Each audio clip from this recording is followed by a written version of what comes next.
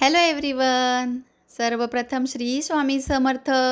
मी अर्चना स्तुतीच मराठी कॉर्नरमध्ये आपल्या सगळ्यांचं मनापासून स्वागत करते. स्वामी तुमच्या सगळ्या चांगल्या इच्छा अगदी लवकरात लवकर पूर्ण करू दे, ही स्वामींचरणी मी मनोमन प्रार्थना करते. आपण सर्वजण बघतो किंवा आपल्या स्वामी केंद्रानुसार देखील अनेक उपाय आपल्याला सांगितले जातात. प्रत्येक गोष्टींसाठी वेगवेगळ्या गोष्टी अनेक जण सांगतात देखील. आपण बऱ्याचदा मार्केटमध्ये देखील वगैरे बघतो, एखाद्या दुकानांमध्ये वगैरे शॉपिंगला जेव्हा आपण जातो, तर त्या दुकानाच्या बाहेर किंवा वरती चौकटीवरती छोटंसं जरी शॉप असेल तरी आपल्याला दिसतं की त्या दुकानावर काहीतरी बांधून ठेवलेलं असतं लाल कलरच्या कापडामध्ये वगैरे. हां, त्याला आपण कोहळा म्हणतो. बऱ्याच जणांना ही गोष्ट अंधश्रद्धा वाटते आणि बऱ्याच जणांना जादूटोणा हा प्रकार वाटतो. पण तसं नाही आहे, हे तुम्ही लक्षात घ्या. काही या गोष्टी आपल्याला परिणाम दाखवतात, या अंधश्रद्धा पसरवत नाहीत. तर त्याचाच हा काय आहे तो महत्त्वाचा भाग मला इथं सांगायचा आहे. पण तत्पूर्वी तुम्ही आपल्या चॅनलवर जर प्रथम आला असताल, नवीनच आहात, तर सबस्क्राईब करायला विसरू नका, जेणेकरून तुम्हाला नोटिफिकेशन या बटनद्वारे माझे नवनवीन व्हिडिओ तुमच्यापर्यंत सर्वप्रथम पोहोचतील. अशाच साध्या सोप्या टिप्स, नवनवीन माहिती आपण या चॅनलवर घेत असतो. आणि व्हिडिओ आवडला तर जरूर लाईक करा. आपण बघा, कोहळा जेव्हा बघतो, अनेक जुनी लोकं देखील आहेत की जे कोहळा वगैरे बांधतात. त्याचे बरेच असे अनुभव आहेत की त्यामधून पाणी येतं लाल कलरचं वगैरे, मग ते जादूटोणाचं असतं. तर असं काही नाही आहे. एक निगेटिव्हिटी हा प्रकार असतो जो आपल्याला दिसत नाही. त्याप्रमाणेच या फळाच्या बाबतीत देखील आहे. या फळाची खासियतच अशी आहे की हा खाण्यात पण वापरला जातो. अनेक प्रकारे खाण्याचे देखील याचे फायदे आहेत आणि त्याचे वास्तुशास्त्रानुसार आपल्याला अनेक फायदे देखील मिळतात.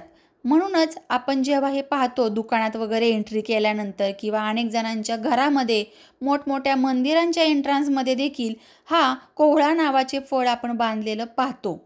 किंवा ते आपल्याला ओपनमध्ये देखील दिसते, असे शिंकाळ्यामध्ये ठेवलेले असते, लाल किंवा पिवळ्या कापडामध्ये बांधलेले.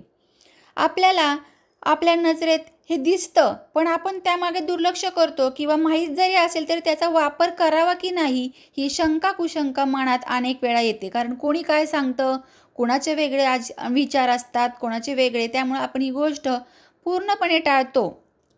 आणि आता सध्या तर असे अनेक लोक आहेत की हे का बांधतात, ह्याचं काय आहे ते बऱ्याच जणांना माहीतसुद्धा नाही आहे. अगदी आपली आत्ताची पिढी, नवीन पिढी यांना तर ह्या गोष्टी सगळ्या एकदम विचित्रच वाटतात किंवा या गोष्टी भ्रमिष्ट किंवा अंधश्रद्धा किंवा गावंढळ लोक या गोष्टी करतात असा त्यांच्या मनातला समज आहे.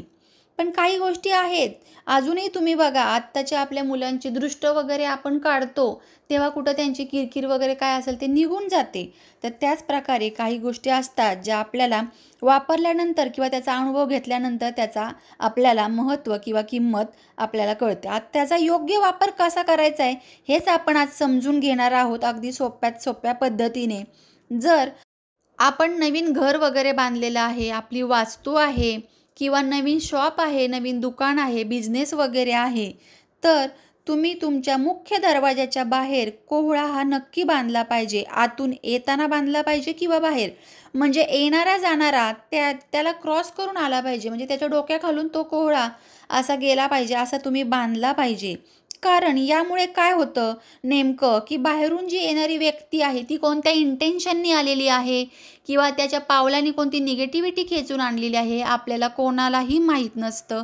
कारण अशा गोष्टी आपल्या बिझनेसवर, आपल्या वास्तूवर, आपल्या प्रत्येकाच्या शरीरावर घात करतात. एक एनर्जी असते ती अटॅक करते. म्हणूनच आपल्याला या गोष्टींची जी आहे ती सतर्कता बाळगायला हवी. खास करून नवनवीन जेव्हा आपला बिझनेस असतो किंवा नवनवीन आपण घर वगैरे बांधलेलं असतं, तर अनेक लोकांच्या नजरा या वाईट असतात. हे सांगायला काही मला वेगळं गरज नाही असं मला वाटतं. प्रत्येकाला या गोष्टींचा अनुभव आलेलाच असतो. मग अशा ठिकाणी या गोष्टींच्या येण्यापासून आपल्याला अटकाव करायचा आहे.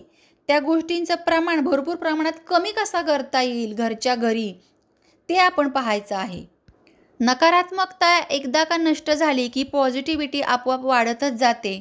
म्हणूनच नजर दोष याचा प्रभाव देखील आपल्याला कमी करून या कोहळ्याद्वारे करता येतो. तर आता करायचं काय आहे नेमकं? हा कोहळा तुम्ही बाजारातून घेऊन यायचा आहे, जिथं भाजी मार्केटमध्ये पण भेटतो किंवा हार, फुले जिथं आपण घेतो तिथेही मिळतो. तिथे थोडा महाग मिळतो. तुम्ही भाजी मंडईत मोठमोठ्या तिथे पाहू शकता, तिथे थोडा स्वस्त ते देतात.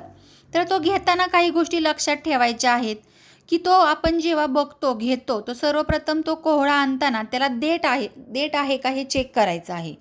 देठ असलेलाच घ्यायचा आणि कुठेही डॅमेज वगैरे नाही आहे किंवा कोणता डाग वगैरे नाही आहे हे चेक करा. ज्या प्रकारे आपण लिंबू वगैरे घेतो पिवळा धमक, कुठला डाग वगैरे पाहत नाही, अगदी त्याच प्रकारे बघायचा आहे आपल्याला आणि मग तो खरेदी करायचा.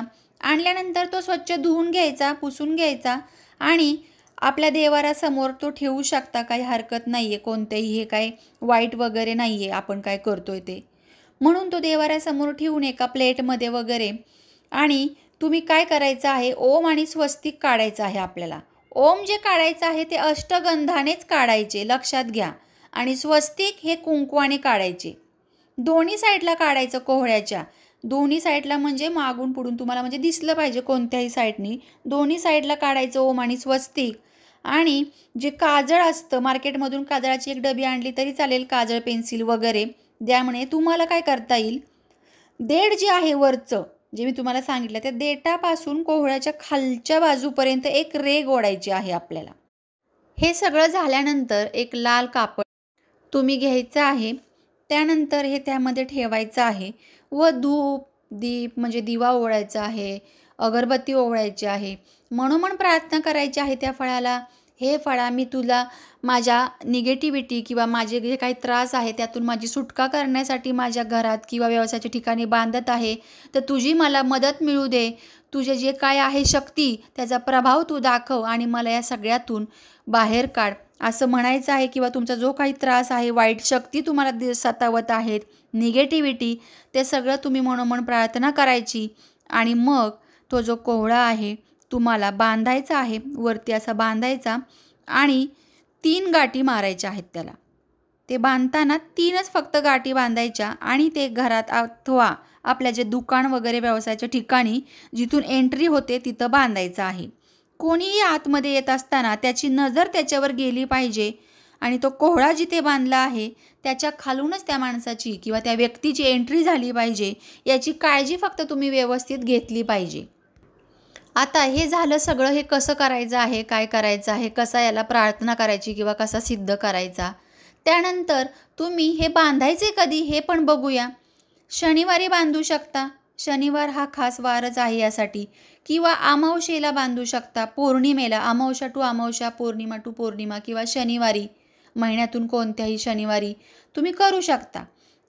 कारण काय होतं, सुरुवातीला हा कोहळा 8 ते 10 दिवसातच खराब होतो. ज्यांच्या इथं जास्त निगेटिव्हिटी आहे, वाईट शक्ती आहे, लोकांच्या वाईट नजरा आहेत, त्यांना हा अनुभव अगदी 8 ते 10 दिवसात किंवा 2 दिवसातही जाणवतो. म्हणूनच जेव्हा खराब होईल तेव्हा तुम्ही जो शनिवार वगैरे येईल किंवा जवळपास अमावस्या, पौर्णिमा, शनिवार यातलं काही असेल तेव्हा तुम्ही तो बांधायचा.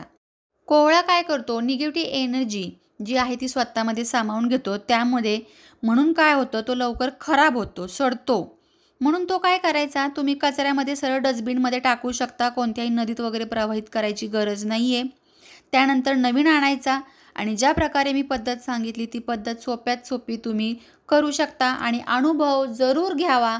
तुम्ही काय यामध्ये तुम्हाला अनुभव येतो तो मला कमेंटद्वारे नक्कीच पुन्हा येऊन सांगावा. चला तर मग पुन्हा भेटूया अशाच नवीन माहितीसोबत. तोपर्यंत सर्वांना श्री स्वामी समर्थ.